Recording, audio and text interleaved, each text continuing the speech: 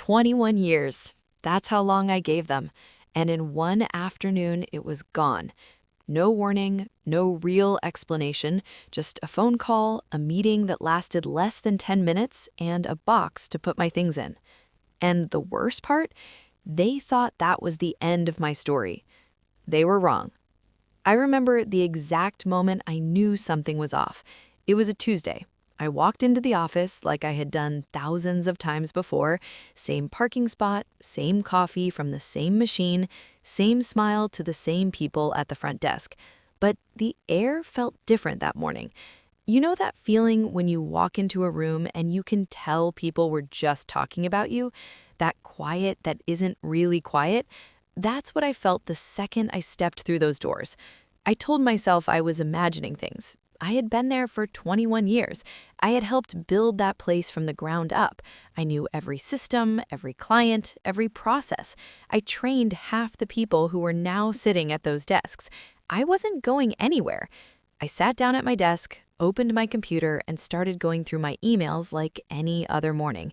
Then my manager called me in. His name was Daniel. He had been my manager for about 3 years at that point. I had trained him when he first joined, back when I was the one running the team. Funny how things work out. He didn't look at me when I came in. He was looking at his desk. There was another person in the room, someone from HR, a woman I had only seen a handful of times in my career. She had a folder on her lap. I sat down, and I already knew. Daniel still didn't look at me. He started talking, something about restructuring, something about the company moving in a new direction, something about my role no longer being needed. I remember sitting there and thinking, is this actually happening right now? I asked him directly, am I being let go? He said yes. And then he said something that I will never forget. He said, we really appreciate everything you've done for us. Everything I'd done for them. 21 years, and that was the sentence they had for me. A sentence that means absolutely nothing. A sentence they probably said to the person before me and the person after me. I signed some papers. The woman from HR explained the severance package in a tone that made it clear she had read this script 100 times before. I nodded. I don't even remember what she said. Then I went back to my desk. They gave me a box. Not even a big box, a small box, like they were already telling me with the box itself that what I had built here wasn't that much. I put my things in it. My coffee mug, a photo of my kids, a little plant I had been growing for years on the windowsill, a pen that my daughter gave me when I got promoted years ago. I walked out, got in my car, put the box in the passenger seat, and I just sat there. The first week after that, I didn't tell anyone, not my friends, not my neighbors. I told my family, obviously, but I acted like I was okay. I acted like I had a plan.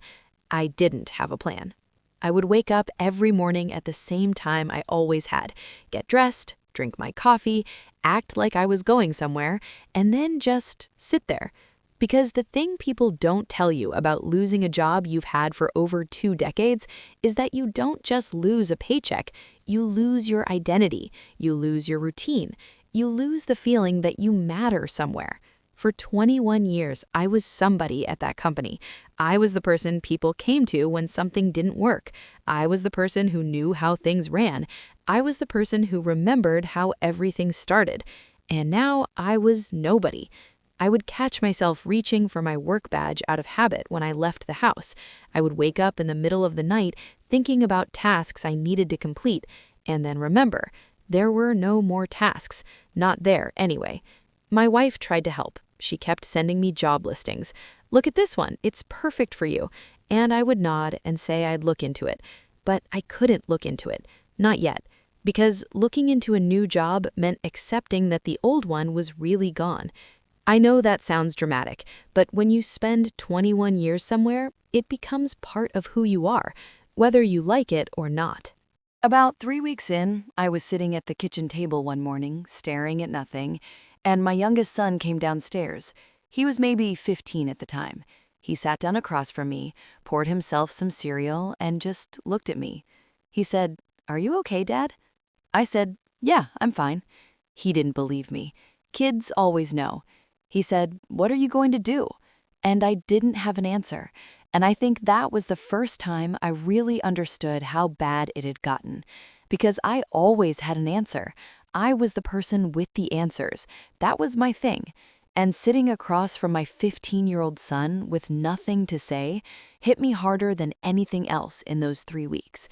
I told him the truth. I said, I don't know yet. He nodded like that was an acceptable answer, and then he said something that changed everything. He said, well, you know a lot of stuff. You should do something with that. That was it. That was the whole advice. No big speech, no deep insight, just a 15-year-old who hadn't lived enough life yet to know that things are supposed to be complicated. But sometimes that's exactly what you need, someone who doesn't know it's supposed to be hard. That afternoon, I opened my laptop, not to look for jobs, just to write down everything I knew, everything I had learned in 21 years, every system, every process, every mistake, everything that worked, everything that didn't. I filled up pages, actual pages, and I kept going because it turned out 21 years is a long time, and I had learned an enormous amount, more than I realized, honestly. When you're inside something every day, you stop seeing how much you know. You just do it. You don't think about how rare that knowledge is. But when you write it all down, you see it differently. I started to understand something. The company hadn't taken everything. They had taken my job, but they hadn't taken what was in my head. They hadn't taken what I had learned. They hadn't taken 21 years of experience and skill and understanding of how to make something work. They took the job, they left the knowledge, and that was their mistake. I spent the next 2 months doing something I had never done before. I started talking to people, not networking in that fake way where you go to events and shake hands and pretend to care about someone's business card. Real conversations with people who were trying to solve the same kind of problems I had spent 21 years solving. And I started helping them, at first for free, just because I needed something to do, and helping people made me feel useful again. But then something strange happened. People started asking me to keep helping them, and they wanted to pay me for it. One person turned into three, three turned into eight, and at some point I realized I had accidentally built something, not a job, something better than a job, something I owned, something nobody could call me into a small office and take away from me in less than 10 minutes. I'm not going to pretend it was easy. There were months where I didn't know if it was going to work. There were conversations with my wife at night where we looked at the numbers, and the numbers were not good.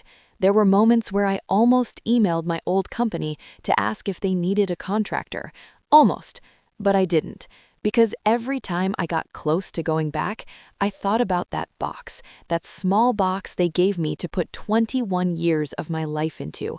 And I thought, no, I'm not going back to a place that sees everything I am and puts it in a box that size.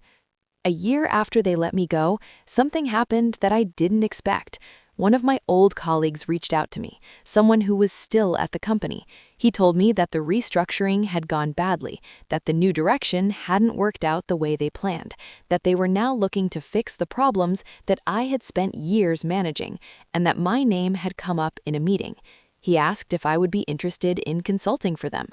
I thought about it for exactly 1 day. Then I said yes, but not as an employee, as a consultant. My terms, my rates, my schedule. I would help them fix what they broke, and I would be paid well for it. And the moment the project was done, I would walk out the door and go home to the thing I had built for myself. The first meeting back in that building was strange. I walked in through those same doors, nodded at the same people at the front desk, got the same coffee from the same machine. But this time, I had no badge, no parking spot, no box to fill. I sat down across from the people who had let me go, and I told them what I could do for them and what it was going to cost, and they said yes. That was a good day. I'm telling you this story not because I want you to feel bad for me or because I think my situation is unique, because honestly, it's not. People get let go every day. People give years of their life to something and then get a small box and a sentence that means nothing. But here's what I want you to take from this. The thing they take when they let you go is the least valuable thing you have. The job is just the place. The knowledge, the experience, the skills, the way you think and solve problems, that's yours. That never goes in the box. They can't take that. And most people, when they get let go, they spend all their time trying to find another place to give those things away to. Another company, another boss, another building, another badge. And there's nothing wrong with that, if that's what you want. But what I learned is that those things you've built inside yourself, you can also use them for yourself, on your own terms, in your own way. It took a kid and his bowl of cereal to remind me of that.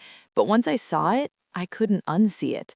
21 years they had me, and when they decided they were done, I walked out with something they didn't even realize they couldn't keep. They thought they were letting me go. Really, they were setting me free. If this story hit close to home, watch the next video because I go into exactly what I did in those first few months to start building something on my own.